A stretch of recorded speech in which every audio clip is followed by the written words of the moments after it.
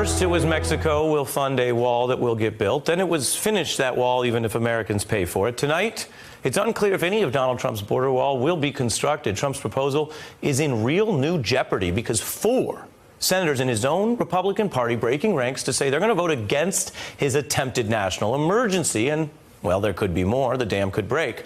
GOP defection Senator Rand Paul says to reporters at least 10 of his colleagues now say they want to vote against Trump.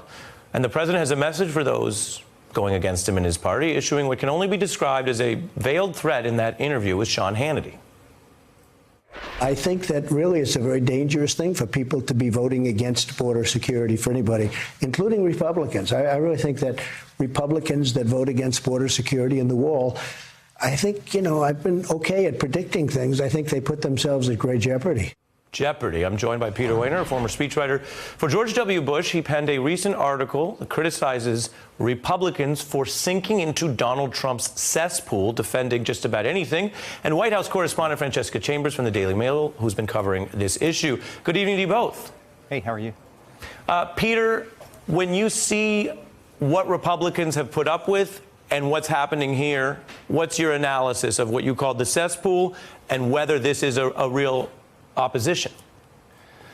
Well, I don't think it's really an opposition. I mean, there are isolated cases. There were 13 Republicans in the House that are going to defect, between 5 and 10 in the Senate. That's not a huge revolt. And remember, even if they go crosswise with Donald Trump on the vote, they're not going to be able to sustain the veto. So Trump's going to get what he wants. If this were a real revolt, then the majority leader, Mitch McConnell, would be leading it because we know McConnell doesn't agree with him. Look, the entire... Just on that point, you're saying that while there is a step here, you're saying basically Mitch McConnell's being hypocritical? Yeah, he is being hypocritical. He knows that this is wrong. He knows that if Barack Obama had done this, then he would be in high dudgeon. And he's basically said he doesn't agree with what Trump is doing, but he's going to go along with it. The Republican Party has spent better part of 2 years supine when it comes to Donald Trump, compliant and, for the most part, cowardly. And we have spasms of independence, spasms of courage, but they're rare. And the acid test is really going to be with the investigations of Donald Trump. And I can virtually guarantee you that the Republican Party is going to be more or less in lockstep with him then. So, look, I'm glad that the Republicans, or a handful of them, are standing up, but this is not foreshadowing a deeper fracturing. I wish it did, but you wish it were, it because you've complained about and been concerned about the cesspool. I wasn't expecting a Bush official to mention a acid test as a way to understand this. It's very Timothy Leary of you. Well, you don't know what you get on cable these days. Fair. Francesca, you're at the White House. You hear Peter explaining what he sees as a Republican in the problem here. Let me play a little bit of Mitch McConnell speaking about the man who occupies the building you're in. Take a listen. I was one of those hoping the president would not take the national emergency route. What is clear in the Senate is there will be enough votes to pass the resolution of disapproval, which will then be vetoed by the president. What's he doing there, and is that good enough for Donald Trump, who famously wants a really excessive loyalty no matter what?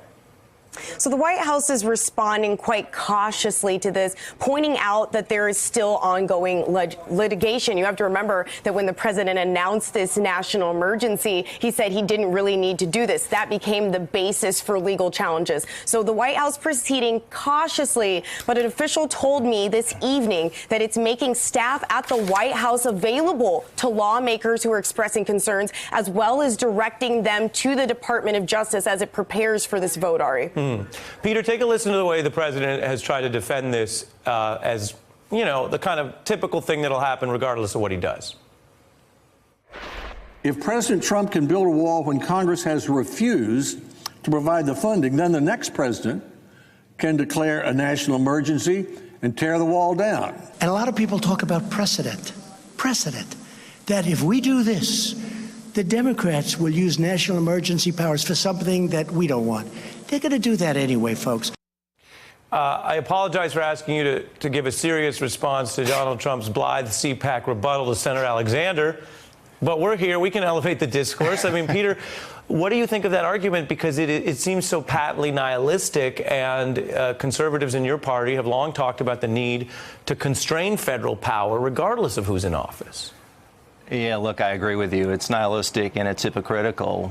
We've seen this movie before when Barack Obama took some actions as it related to the DACA kids. Republicans were furious about it.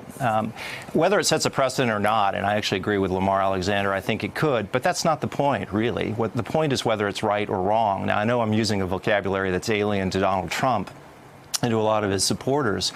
But the fact is that this is blatantly unconstitutional. Whether it's illegal or not is a different question.